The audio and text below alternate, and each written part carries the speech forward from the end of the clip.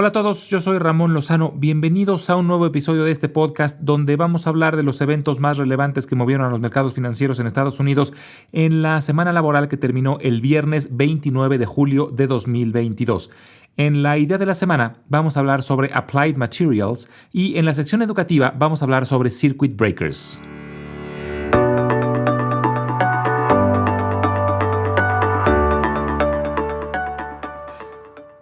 Una semana que terminó siendo muy positiva para los tres principales índices, con el Dow Jones subiendo el 3%, el Standard & Poor's 500 el 4.3% y el Nasdaq ganando el 4.7%. Fue también el fin del mes de julio, que tuvo un desempeño muy positivo, de hecho es el mejor mes de los últimos 2 años. Fue una semana muy intensa en cuanto a información y muy interesante porque hubo 2 noticias que vistas de forma aislada podrían parecer muy negativas, pero los mercados se las sacudieron bastante bien.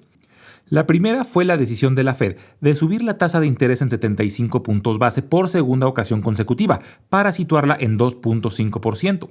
Esto era ya bastante esperado y por lo menos se tomó como positivo que no la subieran aún más, como algunos anticipaban, pero finalmente es pisar aún más fuerte el freno de la economía. Sin embargo, lo más importante fue el comentario de Jerome Powell, presidente de la Fed, que dijo que no ven la necesidad de ser demasiado agresivos y que van a esperar a analizar los datos antes de seguir subiendo las tasas aún más. Por lo pronto, en agosto tienen agendado un receso y no parece que tengan la intención de una reunión extraordinaria, aunque en caso de que la inflación siga rampante sí tendrían que hacerlo.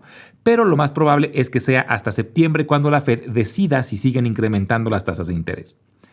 Y la segunda noticia negativa fue el reporte de que el Producto Interno Bruto de los Estados Unidos decreció a un ritmo anualizado del 0.9% durante el segundo trimestre de este año.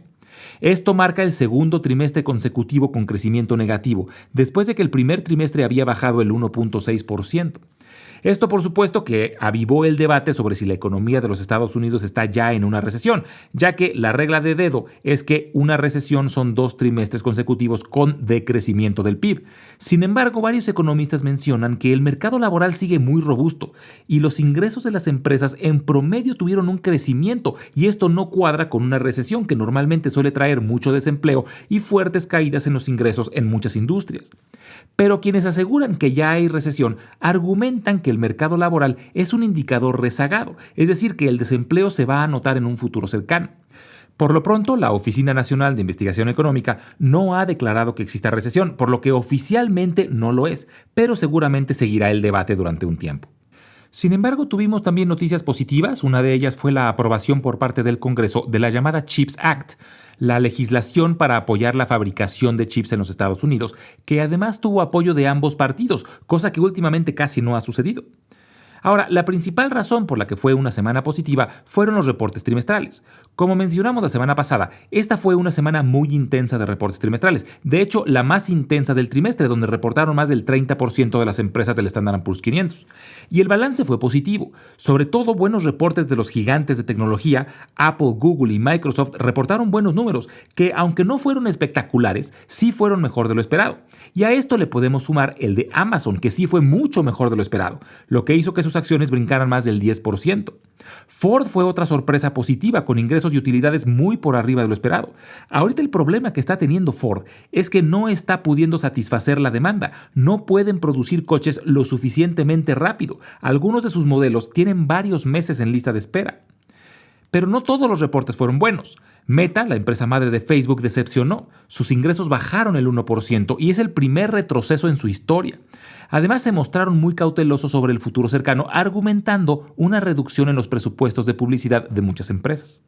Walmart, que aunque su reporte oficial será hasta el 16 de agosto, hizo un pre-reporte, donde anunció que no lograrán sus objetivos del año, mencionando como principal razón el incremento en los precios de los alimentos que provocan que la gente gaste menos en otros productos de mayor margen. Además que mencionaron que tienen demasiado inventario de productos que la gente no está consumiendo, principalmente ropa, por lo que han tenido que recurrir a ofertas agresivas. Y un reporte desastroso fue el de Intel, que reportó números muy por debajo de lo esperado. Pero lo más interesante del reporte de Intel no es tanto el que hayan decepcionado, porque lo llevan haciendo ya varios años seguidos. Lo interesante es que durante años, cada vez que Intel decepcionaba, solía arrastrar a toda la industria hacia abajo, ya que los inversionistas asumían que los problemas de Intel probablemente no eran específicos de la compañía, sino de la industria en general. Pero en esta ocasión, las acciones de sus competidores subieron con el reporte de Intel, en especial AMD, que es su principal competidor. Y esto ocasionó que ahora el valor del mercado de AMD haya pasado ya al de Intel. AMD reportará números el martes y veremos si realmente la pérdida de Intel se convirtió en ganancia para AMD. La próxima semana muy probablemente sigan siendo los reportes trimestrales los que determinen la dirección del mercado, ya que vuelve a ser una semana muy intensa de reportes, donde destacan los de DuPont, Caterpillar, Marriott y Starbucks, además de varios fabricantes de semiconductores como AMD, onsemi y Qorvo.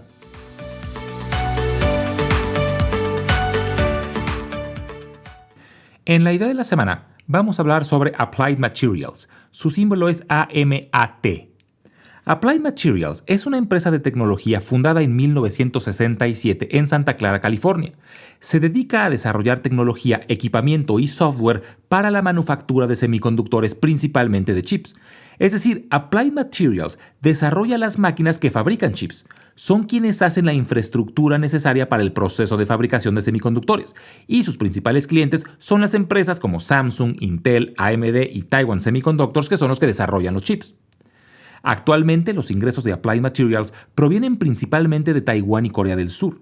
Es interesante que únicamente el 12% de sus ventas son en los Estados Unidos, pero esto muy probablemente va a cambiar gracias a la nueva legislación que aprobó el Congreso esta semana. Las disrupciones en las cadenas de suministros causadas por el COVID puso en evidencia la enorme dependencia que Estados Unidos tiene de proveedores extranjeros de chips, debido a que desde los 90 se dejó de invertir en infraestructura local, favoreciendo productores de menor costo, principalmente en Asia.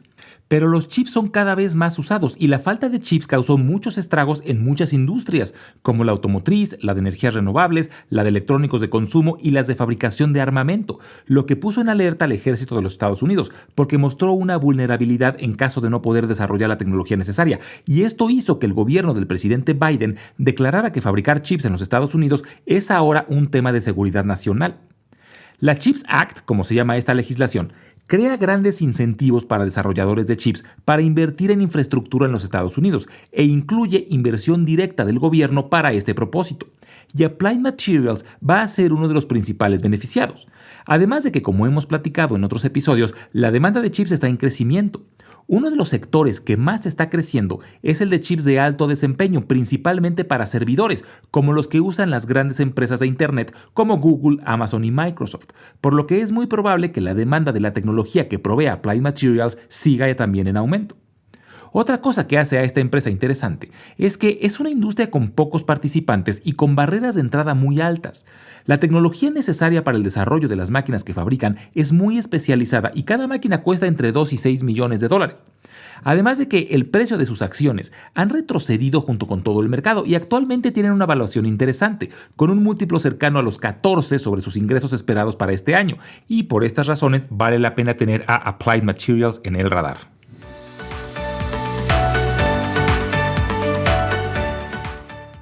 En la sección educativa del día de hoy, vamos a hablar sobre circuit breakers, que se podría traducir como interruptores automáticos. El término circuit breaker es una medida regulatoria de emergencia que temporalmente detiene todas las transacciones en la bolsa por cierto tiempo y se utiliza cuando hay caídas muy pronunciadas en un solo día.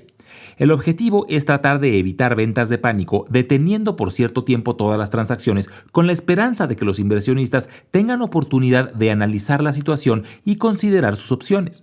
Es una forma de tratar de controlar el mercado durante periodos de extrema volatilidad. Su nombre proviene de una analogía con los interruptores termomagnéticos, los famosos breakers usados para proteger una instalación eléctrica. Y en el caso del mercado de valores existen dos tipos, los usados para el mercado en su totalidad y los usados por acción individual. Y es una regla de la Comisión Nacional de Mercados de Valores, o la SEC por sus siglas en inglés. Para los circuit breakers del mercado total, se usa el índice Standard & Poor's 500 como referencia, y aunque la regla se ha modificado en varias ocasiones, al día de hoy dice lo siguiente. En caso de que el Standard & Poor's 500 baje 7% en un solo día, se pararán todas las transacciones durante 15 minutos.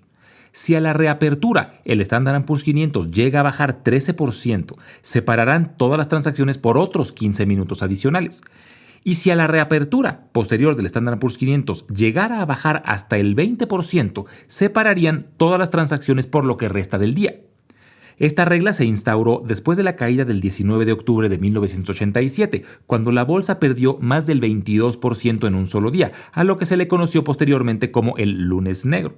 Las últimas ocasiones donde se usaron estos paros automáticos de todo el mercado fue debido a los primeros grandes sustos de la pandemia. Se activaron en 4 ocasiones el 9, el 12, el 16 y el 18 de marzo de 2020. Ahora, existen también interruptores para acciones individuales, y en este caso la regla es distinta y funciona tanto para caídas como para subidas.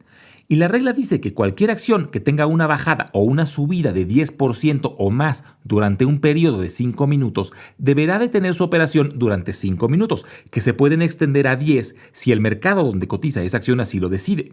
Y también puede decidir detener las transacciones de esa acción por lo que resta del día en caso de existir un desbalance muy grande entre órdenes de compra y de venta. Entonces, en resumen, los circuit breakers son reglas que tiene la Comisión Nacional de Mercados de Valores para tratar de controlar el mercado durante periodos de extrema volatilidad. Y estos breakers pueden funcionar a nivel de una acción individual o del mercado en su totalidad. Y quise hablar de este tema porque esta semana sucedió a nivel individual con la empresa Bausch Health, que es una empresa farmacéutica canadiense que el día jueves perdió una demanda en la Corte de Delaware, donde perdió el derecho a una patente, por lo que podrán entrar a la venta genéricos de uno de sus principales productos.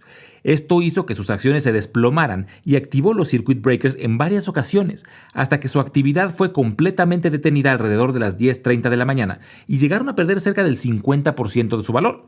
Ahora, es muy difícil saber qué tanto más hubieran caído en caso de no haberse activado los breakers, pero los expertos dicen que esto ayuda a evitar caídas aún más pronunciadas, limitando las ventas de pánico. Como siempre, les dejo mi correo electrónico por si tienen alguna duda, comentario o sugerencia. Es ramonlog@yahoo.com, ramonlog@yahoo.com, y les dejo la página donde podrán encontrar la sección educativa de episodios anteriores. Es www.ramonlog.com. Muchas gracias y nos escuchamos en el próximo episodio.